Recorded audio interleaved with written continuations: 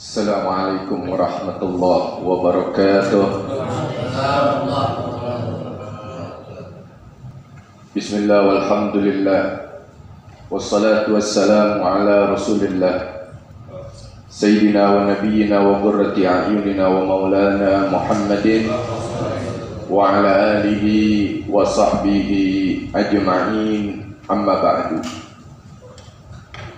Alhamdulillah, alhamdulillah. Puja dan puji syukur tak lupa kita aturkan kehadirat Allah Subhanahu wa ta'ala. Salawat serta salam tak lupa kita aturkan dan kita curahkan kepada junjungan kita tercinta baginda Nabi besar Muhammad sallallahu alaihi wasallam yang telah membawa dan menyelamatkan kita seluruh umatnya dari zaman kegelapan menuju zaman yang terang benderang. Hadratul Muhtaram wal Mukarram yang sama-sama kita cintai, kita hormati, wabil khusus guru kita bersama Al-Ustaz Dr. Andes Haji Muhammad Yassin Rashid, mata'anallahu bituli hayatih wa mana'anallahu min ulumih lidarain, amin amin ya rabbal alamin.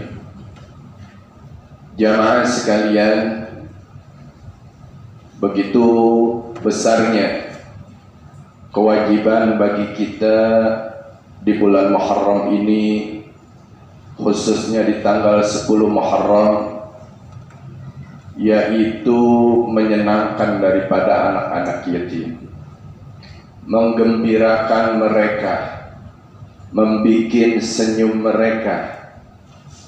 Inilah yang telah diajarkan oleh baginda Nabi kita Sayyiduna Muhammad sallallahu alaihi wasallam. Banyak sekali peristiwa-peristiwa besar di dalam bulan Muharram ini, khususnya di dalam menetapkan tahun baru Islam, yaitu diletakkan di bulan Muharram di zaman Khalifah Sayyidina Umar bin Al-Khattab radhiyallahu ta'ala anhu. Karena bulan Muharram ini bulan yang penuh dengan suka dan duka. Suka dan duka jatuh dan bangunnya perjuangan daripada Nabi kita Sayyiduna Muhammad sallallahu alaihi wasallam. Sebelum Nabi kita Sayyiduna Muhammad sallallahu alaihi wasallam melakukan hijrah ke Madinah, berapa banyak ujian, cobaan, tantangan yang Nabi dapatkan di kota Mekah, yang mana Allah Subhanahu wa ta'ala katakan di dalam Al-Quran Al-Karim, A'udzu billahi minasyaitonir rajim, bismillahirrahmanirrahim, wa idh yamkuru bikal ladzina kafaru liyusbituka aw yaqtuluka aw yukhrijuka wa yamkuruna wa yamkurullah wallahu khairul makirin. Tatkala mereka orang-orang kafir melakukan tipu daya, tatkala mereka orang-orang kafir melakukan makar, lakukan tipu daya dan makar kepada siapa nih? Kepada Nabi kita Sayyiduna Muhammad sallallahu alaihi wasallam. Apa yang mereka lakukan untuk melakukan tipu daya kepada Nabi? Liyusbituka. Mereka lakukan pembungkaman dakwah terhadap Nabi. Ini bagaimana nih dakwah Islam biar tidak syiar. Jangan sampai makin hari makin banyak yang masuk Islam, makin hari makin banyak yang menyembah Tuhannya Muhammad. Ini kita mesti hentikan, mesti kita bungkam, sehingga satu demi satu sahabat Nabi ditangkap, tujuannya supaya Nabi kita Sayyidina Muhammad SAW berhenti berdakwah. Dengan banyaknya sahabat yang disiksa oleh orang kafir, mungkin Muhammad akan berhenti berdakwah. Tapi Masya Allah, Nabi makin banyak yang disiksa, Nabi makin terus menciarkan Islam. Sayyidina Bilal bin Rabah ditangkap oleh Abu Jahal, ditindih oleh batu yang sangat besar. Apa kata Abu Jahal? Ya Bilal, kembalilah engkau kepadaku, kau tinggalkan Muhammad, aku angkat ini batu dan aku selamatkan engkau. Apa kata Sayyidina Bilal? Asyhadu an la ilaha illallah wa asyhadu anna Muhammadar Rasulullah. Aku bersaksi tiada Tuhan selain Allah dan Muhammad sallallahu alaihi wasallam adalah utusan Allah. Seorang wanita yang bernama Sumayyah, sosok seorang wanita yang pertama kali mati syahid di jalan Allah Subhanahu wa ta'ala, ditangkap oleh Abu Jahlin. Apa kata Abu Jahal? Ya Sumayyah, kembali kau kepadaku, tinggalkan Muhammad beserta Tuhannya, akan aku lepaskan kau. Tapi Sumayyah mengatakan asyhadu an la ilaha illallah wa asyhadu anna Muhammadar Rasulullah. Tetap menyebut nama Allah Subhanahu wa ta'ala dan menyebut nama nabinya Sayyidina Muhammad sallallahu alaihi wasallam. Sehingga apa yang dilakukan oleh Abu Jahal, diambil itu namanya tombak, ditusukkan tombak tersebut, mohon maaf, ke kemaluan seorang wanita yang bernama Sumayyah sampai tembus ke pinggang dan Sumayyah mati dalam keadaan syahid. Ini pembungkaman orang-orang kafir di dalam dakwah Nabi, gimana Nabi berhenti berdakwah. Tapi makin Nabi dibungkam, Nabi makin semangat. Oh nggak mempan, kalau begitu Muhammad mesti kita fitnah. Difitnahlah Nabi.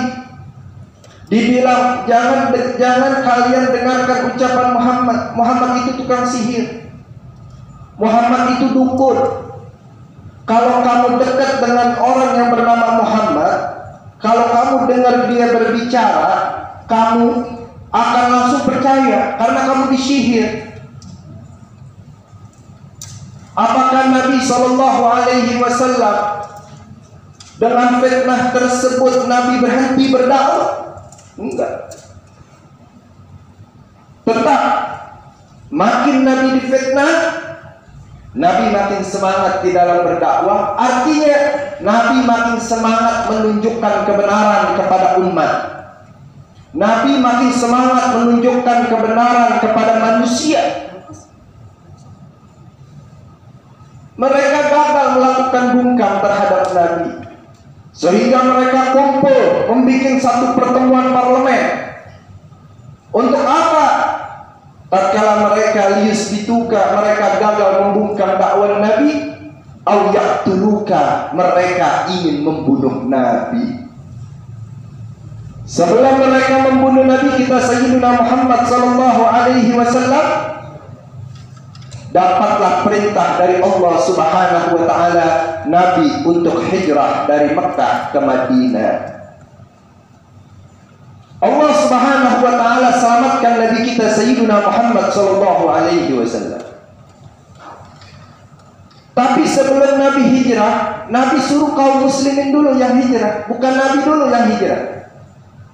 Jadi masih ada aja fitnah yang mengatakan itu Muhammad kenapa dia hijrah? Muhammad penakut, Muhammad itu pengecut, kalau dia berani dia akan kabur dari kota Mekah. Tapi lihat, sebelum Nabi hijrah, Nabi perintahkan kaum muslimin yang tua, yang muda, laki, perempuan untuk hijrah. Nah di situ Nabi punya sahabat pertama Sayyidina Hamzah. Ini singa padang pasir. Siapa yang melihat Sayyidina Hamzah akan gemeter, takut berhadapan dengan Sayyidina Hamzah. Ada lagi yang lebih gagah berani, Sayyidina Umar bin Al-Khattab radhiyallahu taala anhu. Ini dua singanya kota Mekah diperintahkan aman Nabi kita Sayyidina Muhammad sallallahu alaihi wasallam mengawal kaum muslimin untuk hijrah ke Madinah. Apa kata Nabi? Hai Umar, hai Hamzah, kalian berdua kawal kaum muslimin hijrah ke Madinah. Lalu bagaimana dengan engkau ya Muhammad? Bagaimana dengan engkau ya Rasul? Bagaimana dengan engkau wahai Nabi? Jika kami berdua pergi, kafir Quraisy dengan mudah yang menghantammu. Kata Nabi, kau tidak usah pedulikan aku. Kau kawal mereka sampai ke Madinatul Munawwarah. Nah kalau begitu, Nabi kita pengecut apa enggak? Kalau Nabi penakut, Sayyidina Umar ditahan di kota Mekah. Kalau Nabi penakut, Sayyidina Hamzah ditahan di kota Mekah. Enggak aman Nabi disuruh hijrah, enggak. Ya. Tapi siapa yang dikorbankan?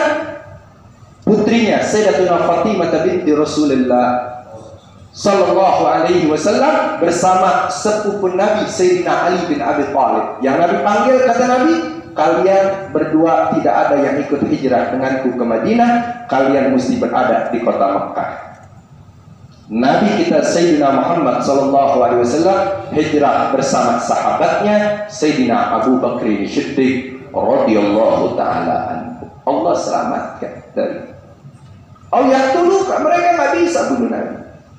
Yukhrijuka, mereka mengusir Nabi kita Sayyidina Muhammad sallallahu alaihi wasallam. Wa yamkuruna wa yamkurullah wallahu khairul makirin. Segala bentuk tipu daya mereka, orang-orang kafir, gagal semua. Kenapa? Karena Allah Subhanahu wa taala yang maha makar. Allah Subhanahu wa taala yang maha tipu daya. Kalau apa? Kalau kita mau berserah diri kepada Allah Subhanahu wa ta'ala. Sehingga sepakatlah semua sahabat dan kaum muslimin menetapkan awal masuknya tahun baru Islam, yaitu pada bulan Muharram, tanggal 1 Muharram dijadikan tahun baru Islam, tahun baru Hijriah di zaman Khalifah Sayyidina Umar bin Al-Khattab radhiyallahu taala anhu. Ya, inilah ya sedikit sekelumit daripada sejarah hijrahnya Nabi kita Sayyidina Muhammad sallallahu alaihi wasallam. Karena kalau ada panjang lagi, panjang sebenarnya, kalau panjang ini cerita ya, tapi waktu kita ya yang nggak bisa Anda berbicara dengan sangat panjang dan lebar. Tapi di sini saya titip pesan. Dimanapun saya berbicara, saya titip pesan. Pertama, ya, Allah Subhanahu wa ta'ala suruh kita hirup udara. Hirup udara. Bayar gak? Bayar gak, Bu? Enggak kan? Gratis kan? Gratis. Jangan kita tutupin. Ya. Jangan kita hilangin rezeki Allah. Atau ya, kedua, kalau kita dekat sama orang yang lagi bersin, lagi batuk, lagi pilek, boleh kita pakai masker. Kenapa? Karena orang yang bersih, kalau dia tidak pakai masker atau dia tidak tutup hidung, itu yang keluar virus. Paham ya? Kalau terkena orang yang nggak sakit, bisa sakit. Ini jangan bicara corona deh, jangan. Ya, penyakit apapun. Ya, kita bersinnya biasa, tapi kena orang bersin dia bisa lebih parah nanti. Ya, makanya Nabi perintahkan kalau bersin tutup. Tuh. Ya, kalau nggak bersin, buka. Ya, hawa kalau antum sering pakai terus menerus nih, hawa antum nggak hirup, sakit sini. Ya, kita kan orangnya jorok. Ya, ente nih masker taruhnya di tempat yang suci bersih, apa taruh aja Bu? Hah? Asal taruh kan? Pakai asal pakai, betul nggak? Berdebu pakai, antum hirup debu gak tuh akhirnya? Kata pakai, ya. Aneh sih kalau pakai masker, kalau corona lah ada di depanannya aneh pakai. Petugas corona, pakai. Kenapa dipakai? Ada corona di depannya. Ya, tetap dijaga kesehatan. Ya. Kedua, kalau kita lagi kurang sehat, sakit, nggak enak badan, jangan masuk masjid dah. Ya, artinya kenapa? Jangan sampai masjid jadi fitnah, padahal dia pembawa fitnah. Ya, masjid tetap ramaikan, syiarkan, doakan saudara-saudara kita yang kurang sehat. Yang kurang sehat jangan maksakan diri masuk ke masjid. Ibadahlah di rumah, berdoalah di rumah. Tenang, kami yang di masjid mendoakan Anda yang sedang dalam keadaan kurang sehat, sehingga kita semua diberikan kesehatan. Syiar Islam tetap berjalan. Mudah-mudahan Allah limpahkan keberkahan buat kita semua. Allah Subhanahu wa ta'ala ijabah apa yang jadi niat, hajat dan tujuan kita semua. Allah Subhanahu wa ta'ala ampuni seluruh dosa dan kesalahan kita semua. Apa yang jadi niat, hajat, tujuan kita semua dari segala urusan-urusan kita, urusan dunia kita, urusan ukhrawiyah kita minta Allah Subhanahu wa ta'ala keluar dari tempat ini. Allah ijabah apa yang jadi niat, hajat dan tujuan kita. Allah Subhanahu wa ta'ala berikan kemudahan di dalam segala urusan-urusan kita, dari urusan dunia sampai urusan ukhrawiyah kita. Hajat dunia bil maisyarah wa hajat al-akhirah bil المغفرة. بسم الله الرحمن الرحيم. الحمد لله رب العالمين. اللهم صل وسلم وبارك على علي سيدنا محمد وعلى آله وصحبه وبارك وسلم أجمعين. اللهم صل على سيدنا محمد صلاة تغفر بها الذنوب وتصلح بها القلوب وتنطلق بها العصور وتلين بها الصعوب وعلى آله وصحبه ومن إليه منسوب. اللهم صل على سيدنا محمد قمر الوجود في هذا اليوم وفي كل يوم الموعودة شهرا وجهرا في الدنيا والآخرة وعلى آله وصحبه وبارك وسلم أجمعين. اللهم صل على سيدنا محمد طب القلوب ودوائها وعافية الأبدان وشفائها ونور الأبصار وضيائها وقوت الأرواح وجدائها وعلى آله وصحبه وسلم. لخمسة أطفي بهم حر الوباء للحاتمة، حر الوباء للحاتمة، حر الوباء للحاتمة المصطفى والمرتضى وابناهما وفاطمة. حسبنا الله ونعم الوكيل، نعم المولى ونعم النشير. لا حول ولا قوة إلا بالله العلي العظيم. دعوهم فيها سبحانك اللهم وتحيتهم فيها السلام وآخر دعوانا ودعواهم أن الحمد لله رب العالمين والعفو منكم والسلام عليكم ورحمة الله وبركاته.